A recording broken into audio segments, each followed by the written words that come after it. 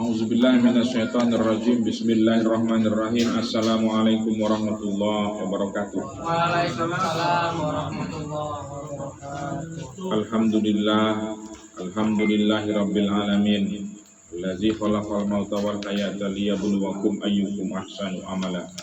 Wassalatu wassalamu ala sayyidina habibina Muhammadin wa ala alihi wa ashabihi wa man tabi'ahum bi ihsanin ila yaumiddin. Asyhadu an la ilaha illallah wahdahu la syarikalah wa asyhadu anna Muhammadan abduhu wa rasuluhu allazi la nabiyya ba'dahu.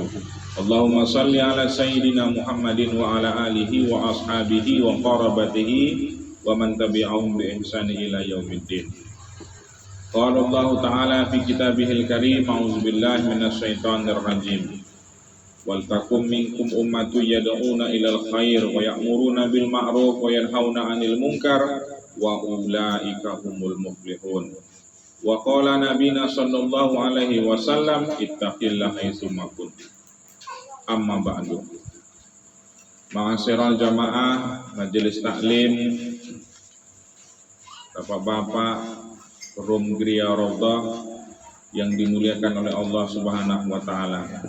Senantiasa kita bersyukur kepada Allah bahwa apa yang dianugerahkan Allah kepada kita, baik berupa kesehatan,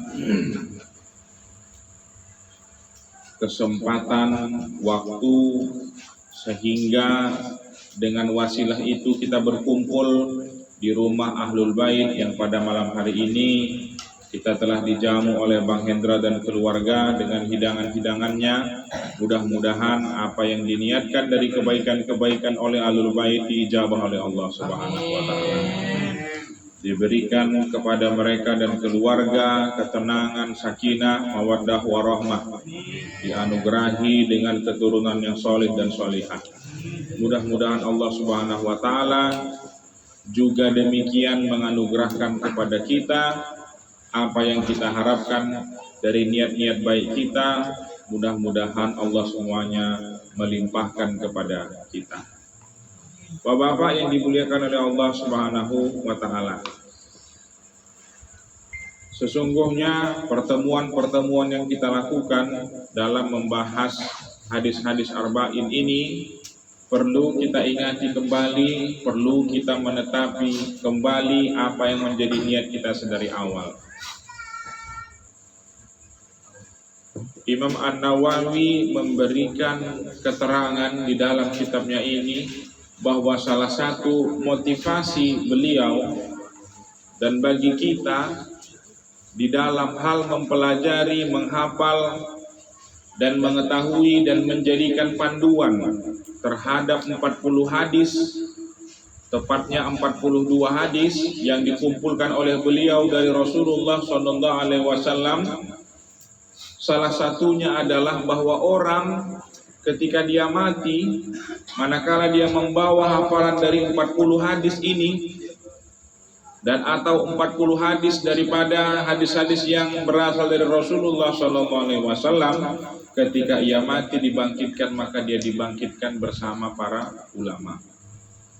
Coba kita bayangkan sejenak susahnya untuk menjadi seorang ulama, susahnya. Kita melihat dan kita ingati bagaimana bertahun-tahun Imam An-Nawawi itu tidak tidur sebagaimana kita tidur. Beliau itu tidurnya dalam keadaan duduk. Manakala beliau sadar maka terbangun, beliau belajar lagi untuk menjadi seorang ulama. Bagaimana susahnya mengumpulkan hadis dilakukan oleh Imam Muslim. Begitu juga oleh Imam Bukhari yang demi satu atau dua buah hadis melakukan perjalanan yang sangat jauh untuk menempuh satu hadis yang ingin dikumpulkan di dalam kitabnya.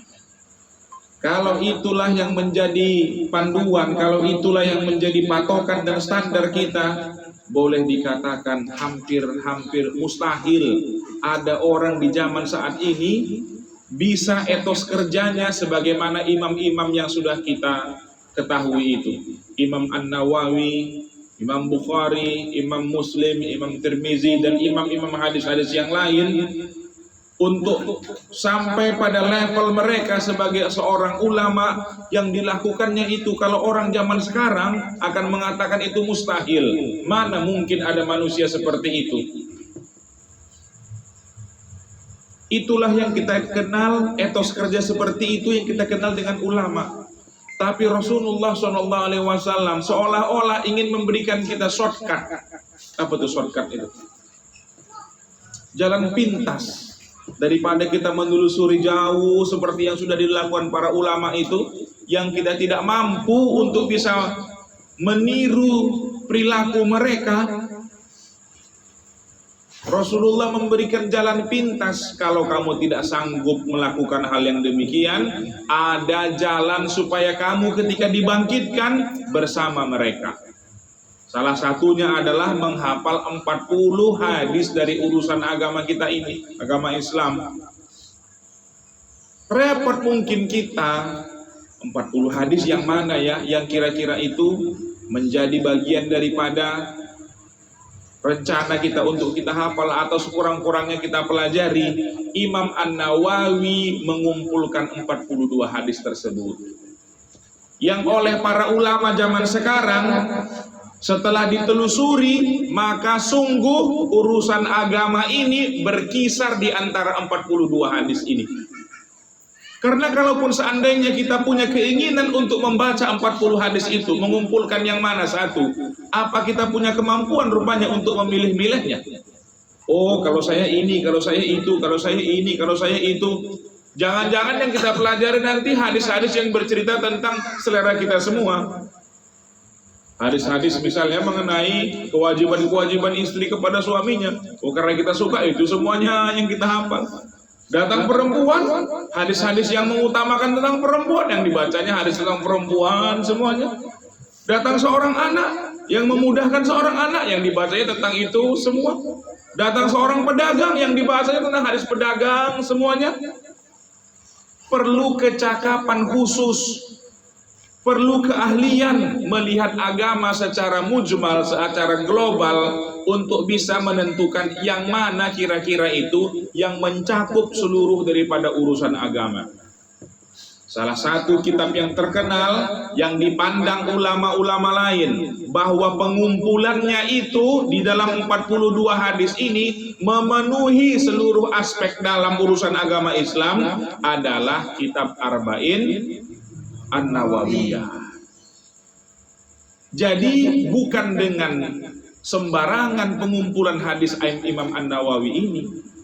Ada latar belakangnya kenapa hadis pertama itu hadis niat. Karena memang pokok pangkal daripada segala amal adalah niat. Habis niat apa saja yang dikumpulkan di situ perlu keahlian. Dan kita di sini sudah terima jadi. Alhamdulillah pada malam hari ini kita masuk kepada hadis ke 29. Berikutnya, Bapak-bapak yang dimuliakan oleh Allah Subhanahu wa taala. Setelah gini, kita kan belum sampai pada taraf di mana kita bisa menghafal hadis-hadis tersebut, ya kan? Lalu kita mengambil rukhsah untuk diri kita sendiri. Kalau seandainya kita belum bisa menghafalnya, sekurang-kurangnya kita sudah membahasnya. Tapi apakah pembahasan itu sampai di situ saja? Maksud saya begini, marilah sedikit banyaknya hadis-hadis yang sudah kita pelajari mewarnai kehidupan kita. Apa maksudnya mewarnai kehidupan kita? Adalah maunya bekasnya yang bisa dilihat dari diri kita. Adalah maunya bekasnya. Wah, sudah belajar masalah niat. Kalau begitu apa? Apalah kira-kira bekasnya kalau kita sudah belajar masalah niat? Setiap amal yang kita kerjakan, kita mulai dengan menyusun niat yang tepat. Iya kan? Karena kita sudah belajar bahwa ada yang disebut dengan hadis niat. Tentang apa saja yang perlu, rukun iman, rukun Islam, hadis Jibril. Ya kita pelajari. Oh, kalau begitu kita belajar hadis itu adalah bekas-bekasnya. Pada malam hari ini, hadis yang mau kita bahas ini termasuk hadis yang kalau boleh dikatakan bekasnya itu akan banyak menempel kepada diri kita. Maka dari itu mari kita Mari kita mengumpulkan perhatian kita agar hadis ini bisa menjadi wasilah bagi kita memperbaiki diri kita. Oleh sebab itu Bapak-bapak mohon ini perhatiannya dan niatnya diluruskan. Berharap kepada Allah agar hadis ini menjadi jalan bagi kita untuk memperbaiki tindak tanduk kita. Bismillahirrahmanirrahim. Bismillahirrahmanirrahim. Al-hadisut tasi'u wal isruna. Al-hadisut tasi'u wal isruna. An Mu'az bin Jabal. An Mu'az bin Jabal.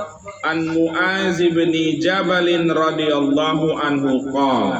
An Mu'az bin Jabal radhiyallahu anhu qala.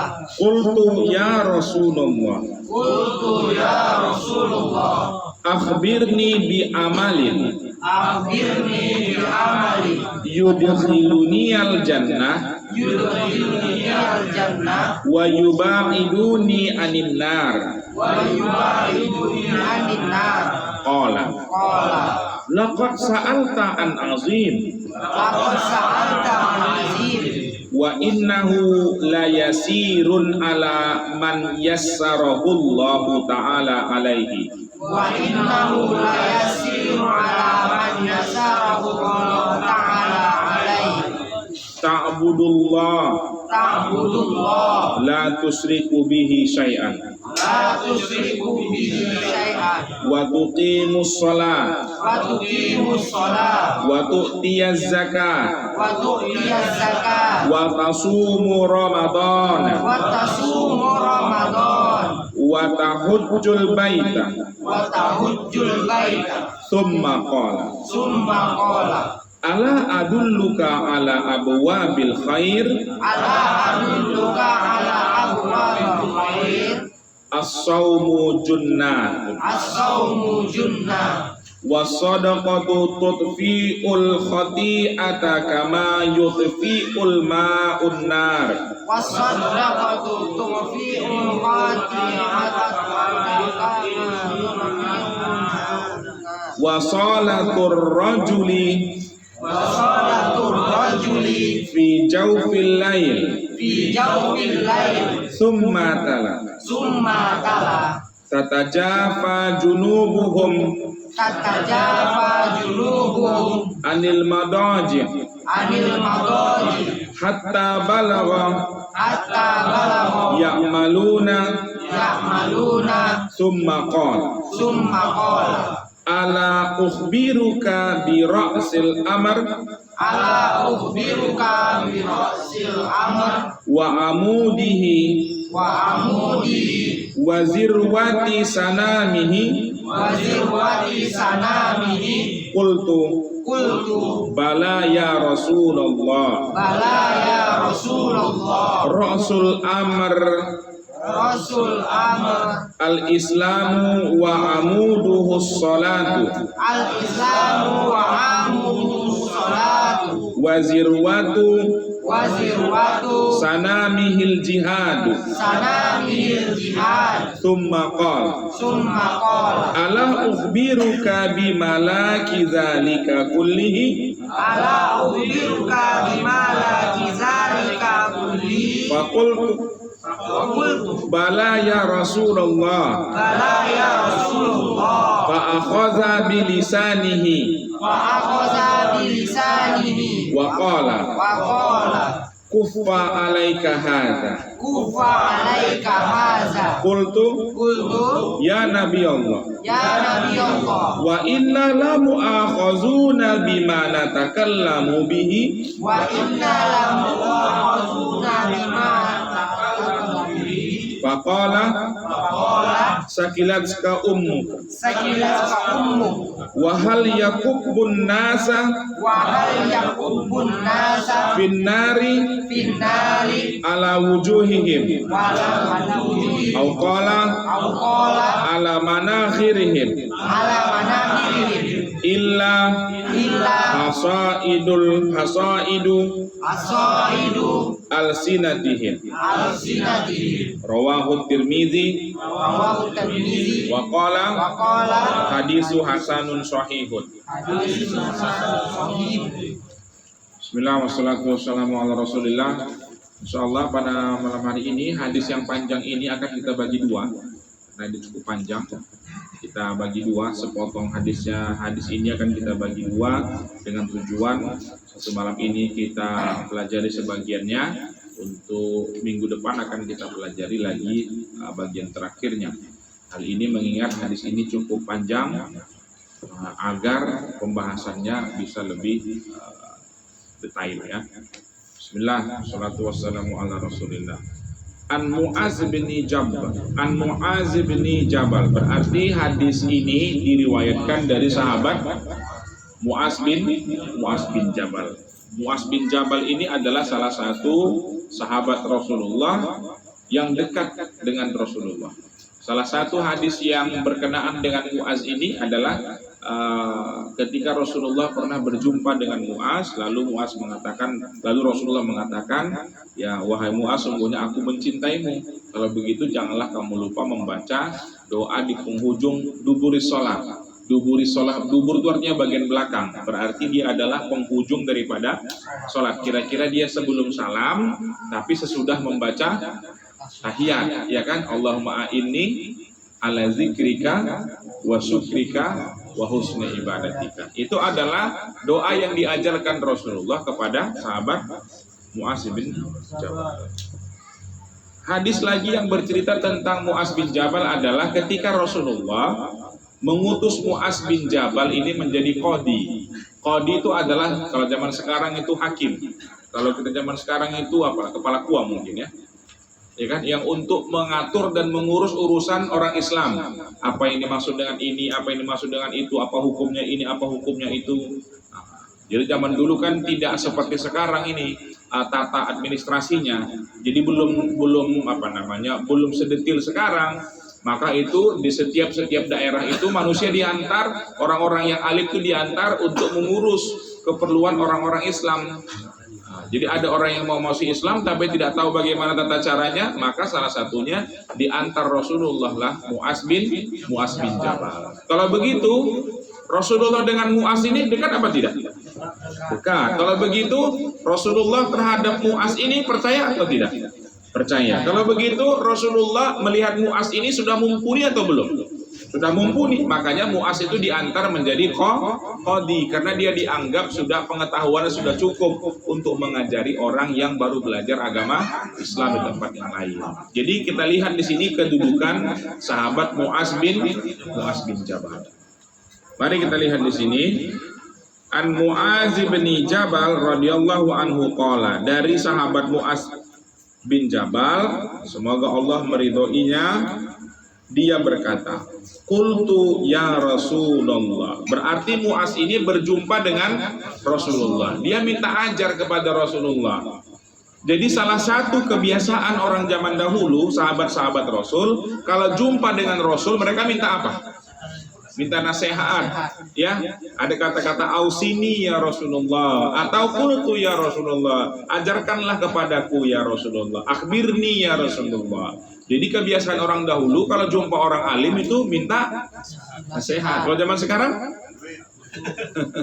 minta foto ya. Jadi itu minta nasihat. Jadi kalau kita jumpa sama ustadz yang jauh-jauh mungkin datang, jadi minta apa? Kalau kita jumpa, ya Ustadz, berilah saya nasihat. Begitu. Jadi adabnya itu kita meminta nasihat. Ya Ustadz, kalau dalam istilah zaman sekarang, berilah saya ijazah. Ya, ijazah orang zaman sekarang ini ijazah itu dianggap sudah kelulusan, tapi ijazah di masa ijazah yang lebih tepat makna dalam agama Islam adalah sesuatu yang diajarkan, yang bersambung. Paham maksudnya bersambung? Perbuatan itu saling dicontohkan oleh satu orang kepada orang lain, dari orang kepada orang lain. Itulah yang dimaksud dengan ijazah. Jadi ijazah dari orang misalnya begini, kalau habis sholat apa ijazahnya? Oh, saya mendengar dari guru saya. Guru saya mendengar dari gurunya, gurunya mendengar daripada gurunya, sampai kepada sahabat Rasulullah, sampai kepada Rasulullah. Kalau sebelum sholat, kalau sesudah sholat itu sebelum salam, tadi itulah yang dari Muaz tadi itu dia. Baca Allahumma a'inni ala dzikrika wa syukrika wa husni ibadatik. Itu namanya ijazah. Nah, kita dapatkan dari mana itu? Dari orang-orang soleh tadi itu, termasuk daripada ustadz-ustadz kita. Kita jumpa itu dia beberapa hari yang lalu. Saya dengar ini kawan-kawan berjumpa dengan Ustadz Somad. Ya, sibuk berfoto untuk dijadikan diposting di wallpaper itu dia media sosialnya. Salah rupanya? Tidak salah. Tapi ada yang lebih tepat. Apa itu dia? Mintalah nasihat.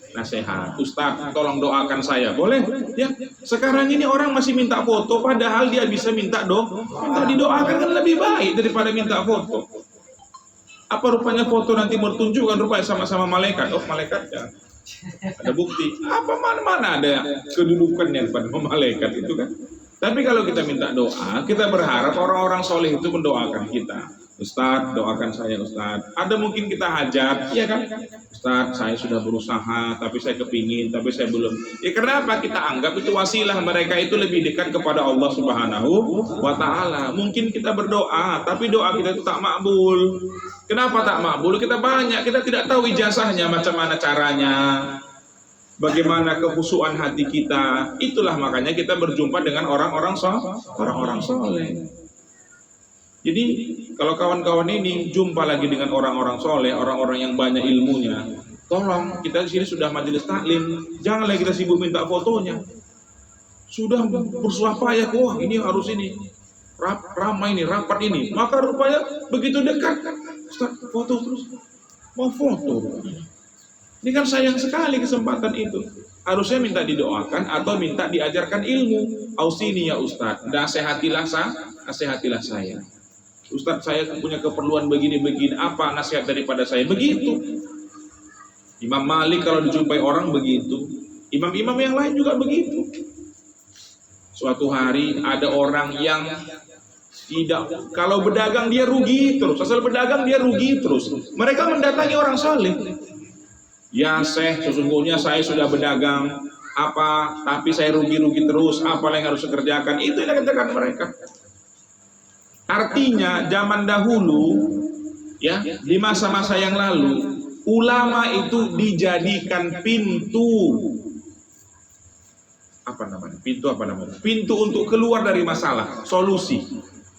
Sampai-sampai dulu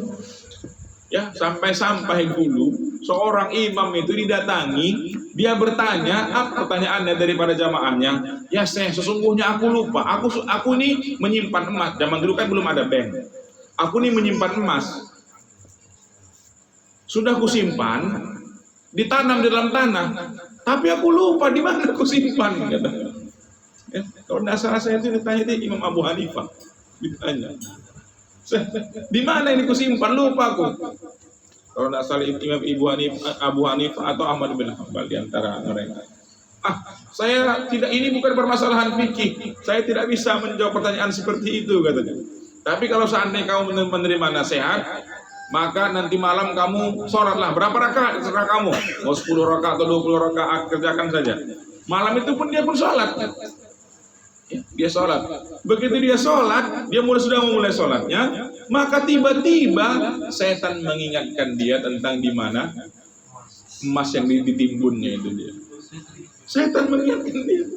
Maka berikutnya, di hari berikutnya dia mendatangi imam tersebut. Wahai Syekh, sudah ketemu emasku, katanya. Sudah ketemu emas pun sudah. Macam mana bisa seperti itu, katanya. Maka saya terus menjelaskan bahwa sesungguhnya waktu kita itu menyibukkan diri kepada Allah, maka yang pertama sekali tidak suka siapa? Setan. Maka setan akan mengingatkan kita tentang dunia, dan setan di situ keceleknya di sini. Akhirnya dia mau tidak mau mengingatkan di mana dia menyimpan emasnya itu, katanya. Begitulah dulu orang-orang alim itu dijadikan pintu apa? Pintu solusi, begitu ya. Kalau sekarang ini orang-orang alim dijadikan pintu medsos. Bagaimana supaya dagangannya laris, ya kan? Orang mau jualan dipakai gambarnya, bukan kita bilang itu jelek. Ya paling tidak itu orang-orang alim kita jadikan panutan. Tapi ada cara lain lagi yang bisa lebih baik. Salah satunya dengan memanfaatkan ilmu mereka atau kedudukan mereka di sisi Allah supaya mendoakan kita. Paham ya? Bismillah wassalatu wassalamu ala Rasulillah. Lalu di sini Mu'az mengatakan, "Qultu ya Rasulullah." Bahwa saya pernah berkata kepada Rasulullah. Apa perkataannya? Kata Mu'az begini, "Akhbirni." Berarti dia minta kepada siapa ini dia? Kepada Rasulullah, ya kan, Nabi Muhammad. "Akhbirni," kabarkanlah kepadaku. Ya, akhbirni. Kalau begitu kira-kira dugaan kita, ini kejadiannya rame-rame atau sendirian?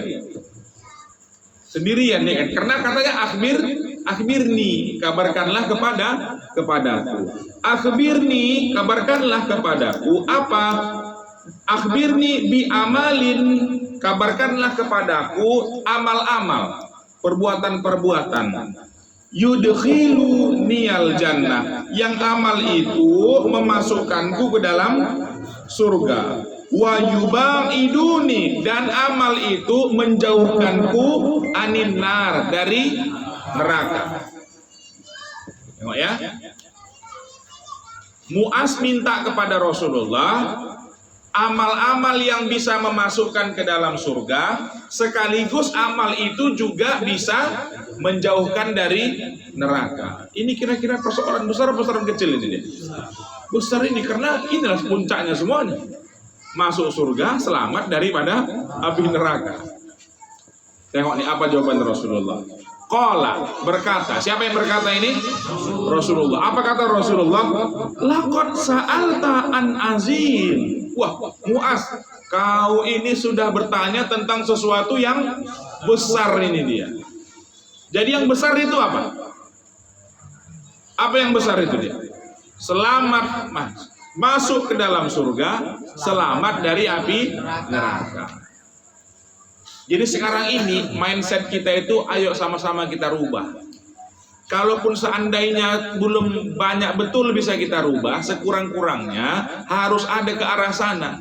Bahwa yang besar itu apa? Masuk surga, selamat dari api neraka. Karena sekarang ini yang besar itu apa? Jabatan. Yang besar itu apa? Uang. Yang besar itu apa? Pangkat. Yang besar itu apa? Keluarga. Yang besar itu apa? Pekerjaan. Tapi sesungguhnya yang besar itu adalah masuk surga, selamat dari api neraka. Itu ya, harus kita rubah itu dia. Karena kata Rasulullah, kamu telah bertanya tentang sesuatu yang besar. Sifat daripada perbuatan ini dikasih Rasulullah. Wa innahu layasirun, dan berbuat sesuatu ini mudah. Mengerjakan ini mudah. Apa syaratnya? Ala man yassarahullahu ta'ala alaihi. Ini mudah dikerjakan oleh orang-orang yang dimudahkan oleh Allah. Mudah ini dikerjakan oleh orang-orang yang dimudahkan oleh Allah. Saya mau tanya dulu dia. Duduk di sini mudah atau susah? Mudah apa susah? Kenapa kira-kira? Kenapa bapak-bapak merasa mudah duduk di sini? Bapak-bapak dimudahkan oleh Allah. Sesungguhnya kalau seandainya ada orang yang sudah terbiasa duduk itu harus sambil minum wine, harus sambil minum bir, harus ditemani perempuan-perempuan. Untuk mau dia setengah jam aja duduk di sini, itu udah panas sekali itu rasanya itu dia. Udah panas sekali itu rasanya itu. Nggak tahan itu dia. Kok bisa ya kalian duduk lama di situ? Mau cari perimbangannya? Saya tanya Pak. Ini kita coba ini saling apa namanya? Saling menggunakan logika kita. Kalau Bapak dikasih air segelas, air putih, bisa habis. 2 gelas? Ini minum segelas. Kasih 2 gelas? 3 gelas? Sekali duduk ini dia. Maksudnya sekali apa? Ya, duduklah kita bilang sekarang ini. 1 teko? 2 teko? Tanya itu orang yang minum di pakter tua, itu 2 teko itu bisa habis 1 orang. Coba kita tanya itu. Kenapa mereka bisa melakukan? Bagi kita, kalau menggunakan nalar akal kita, minum itu dua apa namanya? Dua teko itu. Apa istilahnya itu namanya? Nah, iya kan? Dua, bukan lebih dari kong itu lah. Bisa, mereka sanggup itu. Bahkan 3 begitu dia. Kalau kita bayangkan, kalau besok dia sudah sadar, disuruh dia minum air putih 1 teko, sanggup apa enggak dia? Enggak sanggup. Oleh sebab apa itu dia? Dimudahkan oleh setan. Apa maksud dimudahkan oleh setan? Setan membuat dia lalai terhadap sesuatu yang akhirnya dia bisa atau dia mampu melakukan sesuatu yang sulit. Dia terus menerus gitu. Kalau bagi kita bayangkan macam mana menghabiskan 2 teko air itu dia. Tapi bagi dia lupa itu dia. Sambil nyanyi, sambil ketawa, sambil entah apa-apa yang dibilangnya. Habis 2 teko, 1 malam itu mungkin entah berapa teko dihabiskan itu dia. Mengerjakan apa yang kita anggap susah itu bisa menjadi mudah manakala kita bisa menyesuaikan diri dengan perbuatan tersebut. Sholat malam 2 rakaat mudah apa payah? Payah. Sholat malam 2 rakaat payah itu dia. Zaman sekarang payah. Iya, mudah-mudahan mudah. Tapi salah satu keturunan Rasulullah SAW itu dia sholat setiap malamnya itu dia 1000 rakaat. Ada itu orang-orang yang bisa seperti itu. Jadi kita bayangkan kenapa dia ini payah, kenapa yang itu mudah. Nah itu adalah man yassarahullah. Siapa-siapa yang dimudahkan oleh Allah. Jadi di sini kata Rasulullah, sesungguhnya perbuatan amal-amal yang ditanyakan oleh Muaz itu, kata Rasulullah, itu mudah kali dilakukan oleh orang-orang yang dimudahkan oleh Allah. Bapak berkumpul di sini, kita duduk di sini. Ini termasuk jalan menuju surga atau jalan menuju neraka? Kita datang ke sini senang hati atau kita susah hati? Sambil senang hati kita. Kalau begitu, apa sebab kita senang hati di sini? Dimudahkan oleh Allah Subhanahu wa Ta'ala. Yakinlah di luar sana, entah di mana itu dia. Banyak itu orang yang berpikir begini, kok bisa orang itu tahannya duduk mendengarkan aja setengah jam. Ada yang 2 jam. Kadang-kadang kita di sini bercerita sampai jam 12 malam ya kan? Bisa kita di situ dia. Oleh sebab itu, Bapak-bapak yang dimuliakan oleh Allah Subhanahu wa Ta'ala, ketahuilah perbuatan ini bisa mudah manakala dimudahkan oleh Allah Subhanahu wa Ta'ala. Mari kita lihat apa saja rupanya perbuatan itu yang kalau dikerjakan bisa masuk ke dalam surga, yang kalau dikerjakan bisa menjauhkan kita dari api neraka. Kita lihat yang pertama. Ta'budullah la tusriku bihi syai'an. Sembahlah Allah dan janganlah mempersekutukannya. Coba kita bahas satu persatu. Ingat ya, tadi ini kata Rasulullah mudah untuk dikerjakan oleh orang-orang yang dimudahkan oleh Allah. Sekarang mau kita bahas macam mana caranya supaya mudah bagi kita dan apa rupanya tantangannya, kenapa itu susah bagi sebagian orang. Kenapa perlu dipelajari itu, Pak? Karena salah satu sebabnya adalah supaya kita tahu kalau seandainya itu belum bisa kita selesaikan, belum bisa kita kerjakan, paling tidak kita tahu apa sebab mengapa kita belum bisa melakukannya. Baru kita bahas nanti apa tips atau trik yang bisa kita buat supaya kita bisa mengerjakannya. Yang pertama, ta'budullah. Menyembah Allah. Mudah apa tidak bagi kita untuk menyembah Allah? Mudah apa tidak? Coba kalau mau saya tanya, apa sebab Bapak merasa mudah menyembah Allah? Menyembah Allah, sederhananya itu dia mengakui Allah sebagai Tuhan. Ya kan? Mengakui Allah sebagai Tuhan. Abu Lahab atau Abu Jahal, mereka mengakui nggak Allah sebagai Tuhan? Mengakui. Baca sejarah, mengakui mereka. Siapa yang menciptakan dunia, mereka akan mengatakan Allah. Bahkan mereka mengatakan Menyembah berhala itu adalah salah satu cara untuk menyembah Allah. Jadi ta'budullah, mereka kita menyembah Allah, mereka pun menyembah Allah. Cuma kata Rasulullah di sini, ta'budullah la tusriku bihi syai'an. Jangan kamu sekutukan sesuatu apapun terhadap Allah. Nah, ini yang mereka nggak mau. Mereka mau menyembah Allah, tapi juga mau menyembah Lata. Mereka mau menyembah Allah, tapi mereka juga mau menyembah Uzza. Jadi, bagi kita di sini merasa mudah, tapi sesungguhnya tidak mudah bagi semua orang. Karena ada orang yang percaya kepada Allah, tapi dia juga percaya kepada pohon besar. Makanya waktu dia minta kepada Allah, tapi karena dia percaya bahwa kalau urusan padi, panennya itu tepat waktu, bulirnya bisa banyak, nggak dimakan tikus, bahwa ada namanya Tuhan yang mengurusi khusus padi, namanya itu bukan Allah, namanya Sri, katanya. Tuhan yang mengurusi padi bagi mereka namanya siapa? Sri. Dewi apa namanya? Dewi Sri. Yang mengurusi padi. Jadi pada waktu-waktu tertentu mereka akan membuat sesajen. Jadi mereka separuh waktu mereka menyembah Allah, di waktu yang lain mereka menserikatkan Allah. Paham nggak Bapak apa maksudnya menserikatkan? Mensekutukan. Apa maksudnya sekutu? Ada yang setara dengan dia.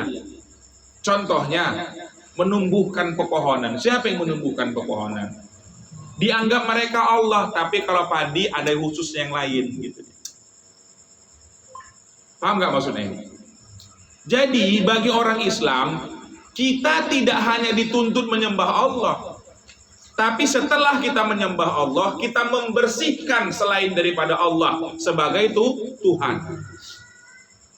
Ta'budullaha wa la tusriku bihi syai'an. Sembahlah Allah dan jangan, di sini dia jangan ini, di jangannya itu tantangannya gitu loh maksudnya. Menyembah Allah oke-oke aja, kita anggap dia Allah. Saya tanya, ya, Kristen, umat Kristen, menyembah Allah apa tidak mereka? Menyembah, mereka menyembah Allah, Pak. Baca Bible-nya, kita dengarkan mereka. Mereka mengatakan Tuhan Allah atau Tuhan Allah. Itu masalah penyebutan saja. Tapi mereka mensifati Allah dengan sifat-sifat yang kita tolak. Misalnya mereka menganggap Allah itu beranak, iya kan? Sedangkan kita menganggap, kenapa kalau dia beranak berarti dia punya sekutu, berarti ada yang setara dengan dia.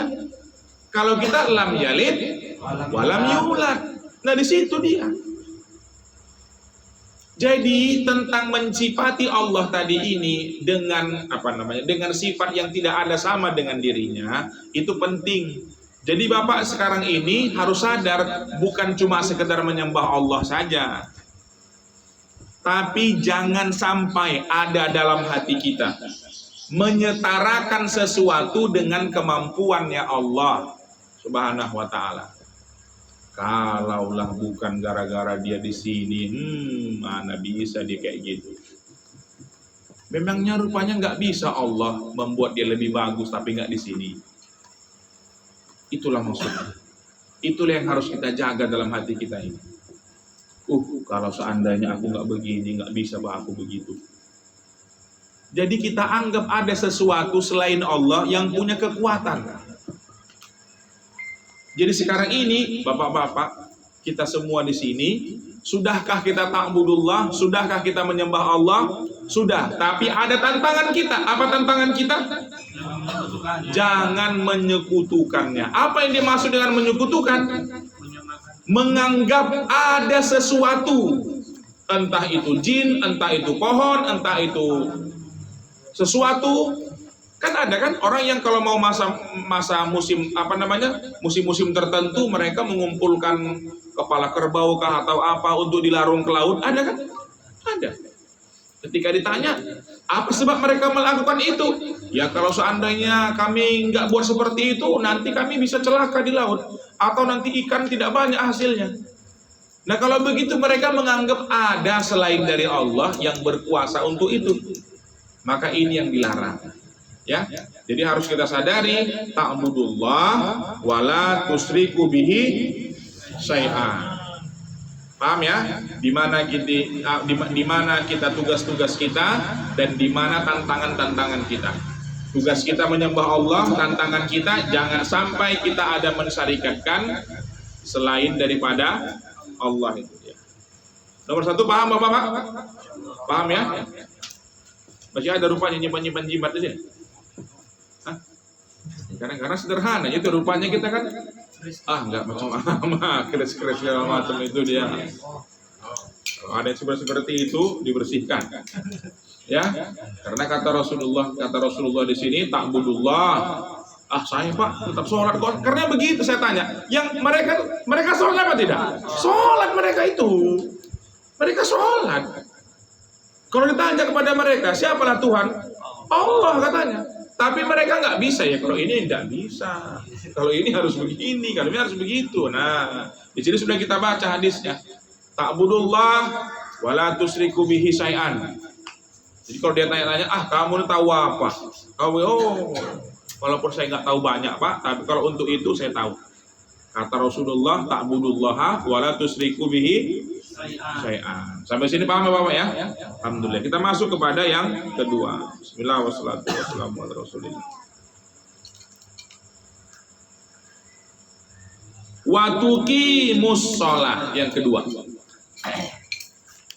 Menegakkan wa tuqimus shalah.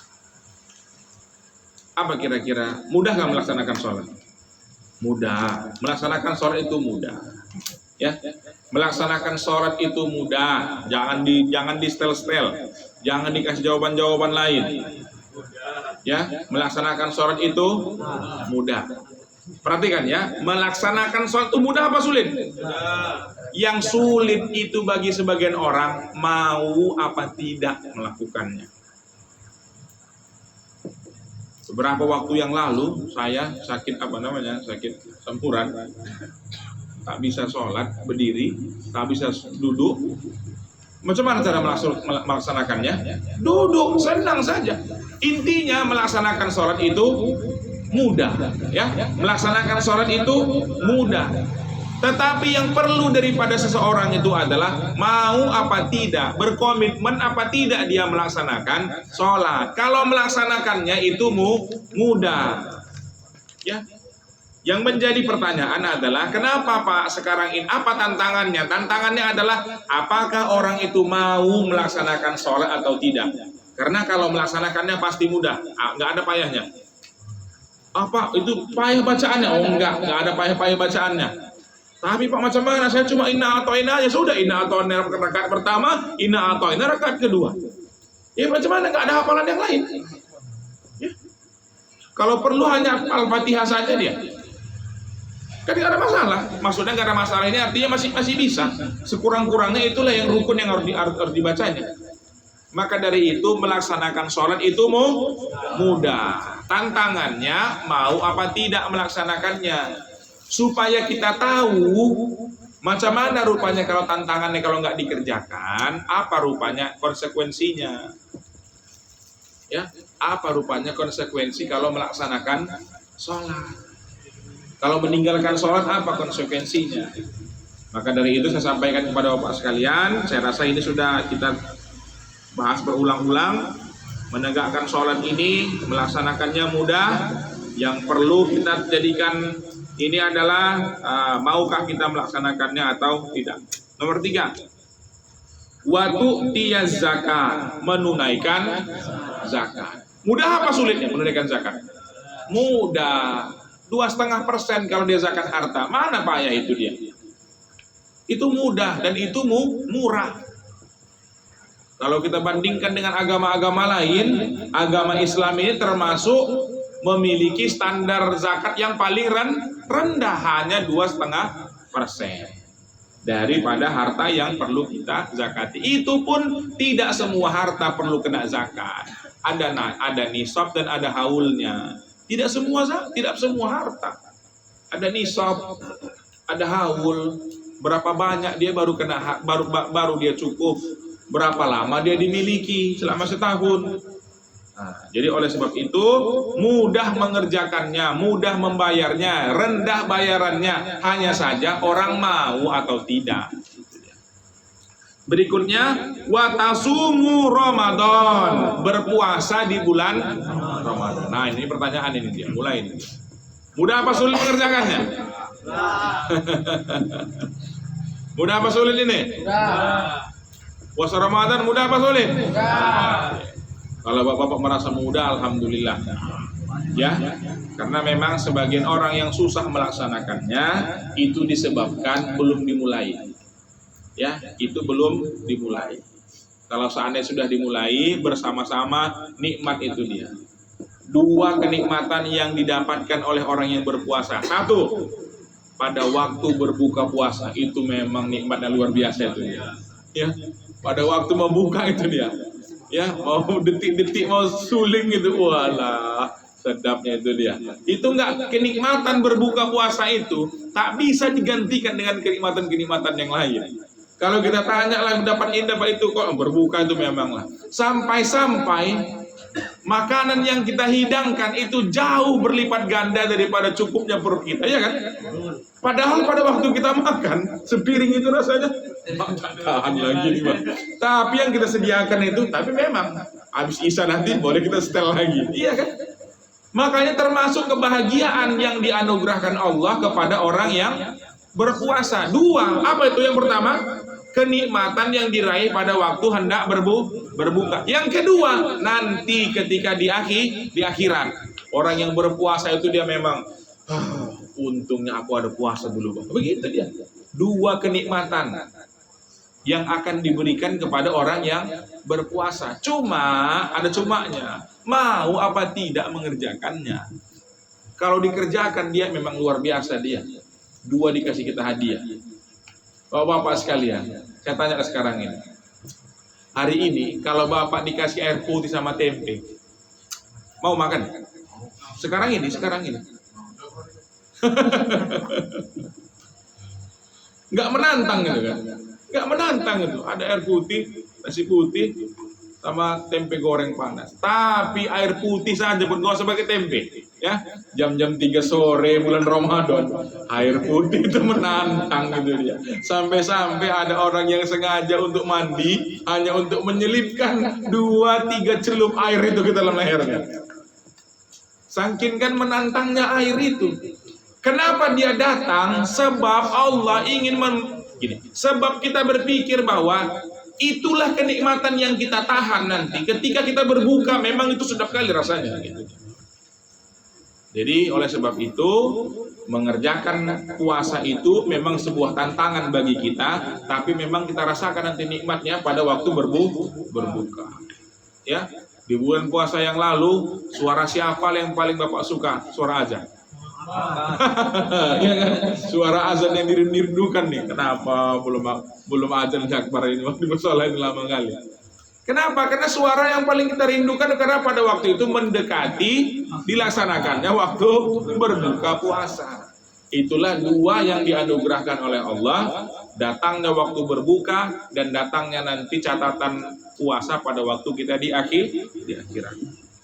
Berikutnya, wa tahujjul bait, ya, berhaji ke Baitullah. Ini bisa mendatangkan surga bagi pelakunya dan menjauhkan neraka bagi pelakunya. Hanya saja memang sholat bisa kita kerjakan, puasa bisa kita kerjakan. Tapi kalau haji ini membutuhkan usaha yang lebih. Sehingga haji ini terkait dengan rukun dan syaratnya itu tidak bisa semua kita ini belum bisa melaksanakannya. Selain daripada kemampuan, kalau mampuannya semuanya mampu, saya rasa ini dia. Tapi apakah kemampuan itu juga ditopang dengan kemampuan ekonomi? Karena saat ini haji itu terakhir berapa nih kita haji biaya? 40 ya berapa? Nah, 33 juta sekian. Dan itu nanti nilai akhirnya itu nanti pada waktu mau berangkat. Berapa nilai akhirnya menyesuaikan dengan dolar, karena itu pembiayaan di sana itu dia kursnya adalah dolar, sehingga dia mengikuti kurs antara dolar terhadap rupiah. Jadi memang ini untuk haji ini tidak seperti zaman dulu, karena orang zaman dulu itu berhaji itu memang jalan kaki mereka. Tapi kalau zaman sekarang ini, bapak kalau mau jalan kaki tetap nggak bisa. Walaupun kuat nggak bisa, karena tidak punya visa. Karena ada terkait dengan visa di situ, sehingga dia harus diselenggarakan oleh pemerintah. Maka dari itu, bagi siapa yang sudah memiliki kemampuan, silakan berhaji. Silakan yang belum memiliki kemampuan, pasang niat. Mudah-mudahan Allah memudahkan urusan kita. Amin. Amin ya rabbal alamin. Bapak-bapak yang dimuliakan oleh Allah Subhanahu wa taala, jam 10 saya rasa pembahasan kita padakan sampai di sini mengenai amal-amal yang ditanyakan oleh Mu'adz bin Jabal yang bisa memasukkan orang ke dalam surga dan menjauhkan orang dari api neraka. Tapi kita batasi di sini. Apa maksudnya kita batasi? Sesungguhnya tidak ada amal yang memastikan orang masuk ke dalam surga. Ya, tidak ada amal yang memastikan orang masuk ke dalam surga. Amal ini kita jadikan sebagai wasilah kepada ridho Allah Subhanahu wa ta'ala. Jadi jangan dianggap aku kan sudah sholat, kalau begitu aku pasti masuk surga lah. Bukan begitu. Karena kalaulah manusia masuk ke surga gara-gara sholat, saya mau tanya, berapa banyak rupanya sholatnya? Kalau begitu surganya dikonversi lah. Berapa tahun rupanya kita sholat? Umur 80 tahun, semuanya sholat, terus oke lah. Kalau begitu Pak, rupanya Bapak mau masuk surga 80 tahun aja. Kalau begitu, kenapa kita masuk surga? Karena rahmat Allah. Kalau rahmat Allah, tiada putus-putusnya. Kita pun masuk surga berharap tiada putus-putusnya. Jadi nggak ada orang yang mau itu masuk surga gara-gara pakai amal. Karena amal manusia terbatas. Wah, saya sudah berhaji. Kalau begitu saya harus masuk surga. Kalau begitu, berapa lama haji itu dikerjakan? Segitulah juga surga. Apa ada orang mau begitu surganya? 100 tahun kita bilang beribadah terus. Mau rupanya masuk surga cuma 100 tahun aja. Kita mau selama-lamanya. Apa yang selama-lamanya? Rahmat Allah. Kalau rahmat Allah nggak pakai waktu. Maka orang masuk surga berdasarkan rahmat Allah Subhanahu wa ta'ala. Tapi untuk mendapatkan rahmat Allah Subhanahu wa ta'ala, kita rayu, kita harapkan Allah dengan mengikuti perintahnya. Inilah perintahnya tadi itu dia. Ta'budullah wa tuqimus shalah wa tu'tiyaz zakah wa tasumu Ramadan wa tahujjul bait. Paham ya? Saya rasa demikian. Ada pertanyaan mengenai ini? Silakan, Pak. Mengenai perintah Allah ini, Pak. Ya. Ya. Saya kalau kita ada sakit ini, Ya. kalau kita sakit, Ya. kita orientasi kita pertamanya kita harus ke dokter nih biar Ya. supaya sembuh gitu. Ya. Tanpa meninggalkan saya karena mungkin pakai Pak. Ya. Makanya ditinggalkan gitu. Ya. Itu mana sikapnya biar supaya jangan ini betul. Oke, baik. Bismillah wassalatu wassalamu ala Rasulillah. Kalau kita di sini pernah mengalami sakit, lalu setelah mengalami sakit, lalu kita lupa, seolah-olah yang memberikan penyembuhan itu adalah dokter tersebut. Ada kisahnya. Pada suatu hari, Nabi Musa alaihissalam sakit gigi. Lalu, dia setelah sakit gigi, merasa sakit gigi, sakit mulutnya giginya, diperintahkan Allah untuk mengunyah sejenis rumput. Setelah dia mendapati rumput tersebut, maka dia kunyah karena perintah Allah. Setelah dia mengunyah tersebut, hilang sakit giginya. Setelah itu dia beraktivitas seperti biasa.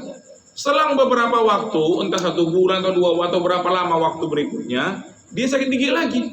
Begitu dia sakit gigi, dicarinya lagi rumput itu. Diambilnya rumput yang sama, digigitnya. Apa yang terjadi? Nggak sembuh sakit giginya. Maka dia pun matur kepada Allah.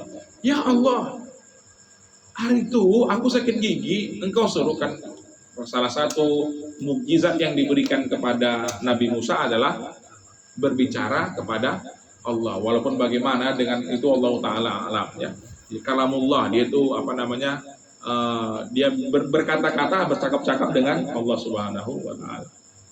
Maka dijelaskan oleh Allah, Musa, yang pertama itu kamu minta kepadaku, maka aku menyuruhmu dan kamu percaya kepadaku. Tapi yang kedua ini, kamu langsung datang kepadanya tanpa meminta kepadaku. Paham maksudnya di sini apa tidak? Paham ya? Jadi sungguh kita di sini orang beriman mau diajar. Sekalipun kita berobat kepada manusia, sungguh manusia itu hanyalah wasilah. Wasilah itu perantara. Tetap yang menyembuhkan itu adalah Allah. Lalu timbul pertanyaan, Pak, macam mana caranya supaya kita terhindar dari yang seperti itu? Zikrullah. Yang pertama itu zikrullah. Apa maksudnya zikrullah? Selalu mengingat Allah. Jadi kalau ada orang yang sakit, yang pertama harus kita sadari, penyakit ini dari mana datangnya? Datang dari Allah. Kata Allah, macam mana cara menyembuhkannya? Berusaha. Karena Allah menurunkan penyakit, demikian juga Allah menurunkan obatnya. Kalau gitu dia mencari. Kalau begitu apa syarat kita mencari obat tersebut? Carilah dengan cara yang halal, yang sudah. Jadi kalau seandainya Bapak itu sekarang ini, Pak, macam mana caranya supaya saya ingat, supaya saya terhindar dari dari syirik, tentang berobat kepada dokter, berobat kepada siapa saja, makan obat, maka senang saja jawabannya zikrullah. Bapak harus ingat, nggak ada syaratnya itu kecuali daripada Bapak ingat. Karena memang kita disuruh mengingat, selalu mengingat Allah. Sadar kita. Berikutnya lagi, sebelum memakan obat-obatan tersebut, sebutlah asma Allah. Perhatikan ya Pak. Kenapa kita disuruh makan? Sebelum makan, baca bismillah. Ayo, ini penting ini supaya. Perhatikan. Suatu besok tengah hari, jam berapa biasa makan itu? Makan siang. Jam 1 atau jam 12, misalnya kita anggap jam 12. Jam 11 lewat 40 menit atau jam 11 lewat 50 menit, kita udah lapar apa belum? Lapar. Macam mana supaya kita menghilangkan lapar kita? Makan, ya kan? Iya kan, makan. Bagaimana supaya kita makan itu sesuai dengan tuntunan? Saya tanya dulu, makan bisa nggak menghilangkan lapar? Makan bisa nggak dia membuat kita kuat? Nah itu yang berbahaya, itu yang mau diperbaiki tauhidnya.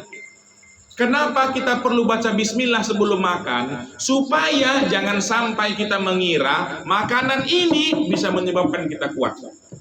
Karena sungguh suatu hari nanti akan ada waktu di mana orang hanya makan dengan menyebut subhanallah, walhamdulillah, Allahu akbar. Bapak bisa terima nggak bahwa nanti ada orang yang baca zikir aja dia bisa kenyang? Ada waktunya nanti. Ada waktunya nanti itu dia. Pada waktu itu nggak ada lagi makanan. Orang makan itu hanya baca zikir saja. Jadi ketika kita minum baca bismillah, salah satu fungsinya itu apa? Supaya kita sadar bukan air ini yang menghilangkan haus itu. Bukan makan itu yang membuat kita kuat. Tapi Allah. Wasilahnya adalah air, wasilahnya adalah makan. Kita baru tahap di situ. Makanya nanti ada orang yang kuat tapi dia nggak minum, ada orang yang kuat tapi dia nggak makan. Paham maksudnya? Tapi untuk orang-orang level seperti kita, belum sampai level kita di situ, senang saja. Mau makan baca bismillah, mau minum baca bismillah. Kenapa kita perlu bismillah? Salah satunya untuk mengajari kita supaya sadar bahwa makanan, minuman itu bukan sebab. Itu hanya cara, hanya jalan saja. Kalau ternyata suatu waktu nanti Allah akan mengatakan kalau kamu pegang meja kamu akan kenyang, bisa nggak kira-kira?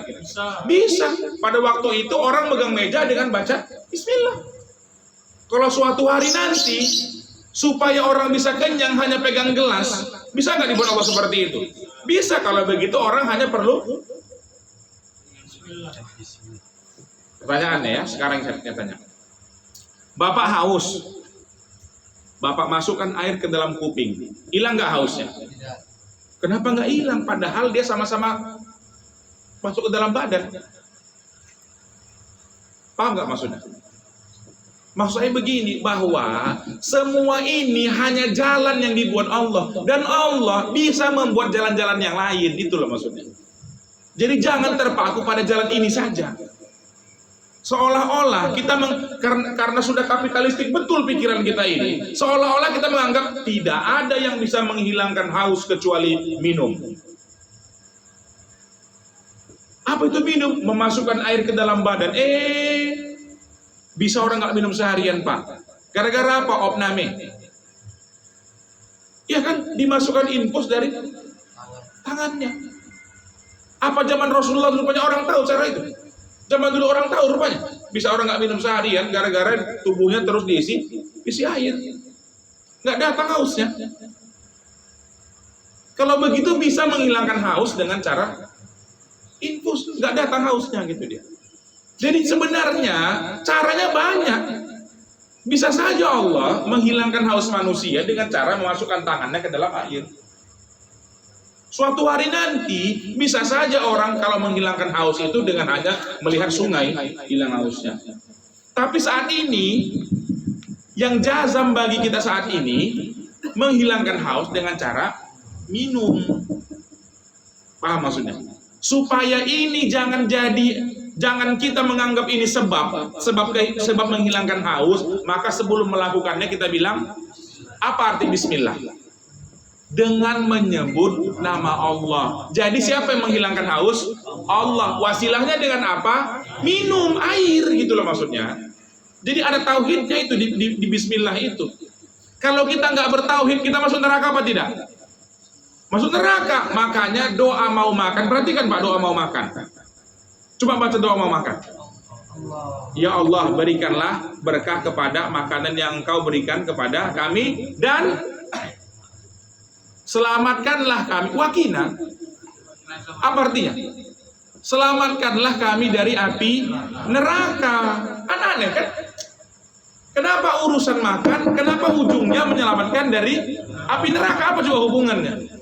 Karena ada orang yang menganggap bahwa ada syirik dalam makanan gitu dia. Dia menyangka bahwa minum inilah yang menyebabkan hilangnya haus. Makan inilah. Jadi bukan hanya kepada dokter Pak orang bisa syirik.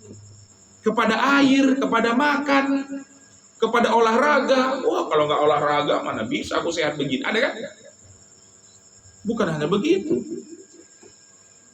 Jadi ta'budullaha wala tusriku bihi syai'an itu. Banyak itu dia ininya. Sebab-sebabnya. Termasuklah kita khawatir tentang mengenai makan dan minum tadi. Maka zikir Pak, salah satu zikir sebelum makan itu mengucapkan bismillah. Tapi Pak, macam mana dalam mengajarkan nenek kita, kakek kita, atau ayah kita? Mau kita jelaskan dia sebelum makan obat, wah, keburu pingsan dulu ya Pak. Macam mana mengingatkannya? Baca bismillah dulu ya, baca bismillah dulu. Nah, itu aja sederhananya dia. Jadi bagaimana tipsnya, bagaimana triknya supaya kita nggak syirik? Makan obat dahului dengan baca bismillah. Wallahu ta'ala a'lam.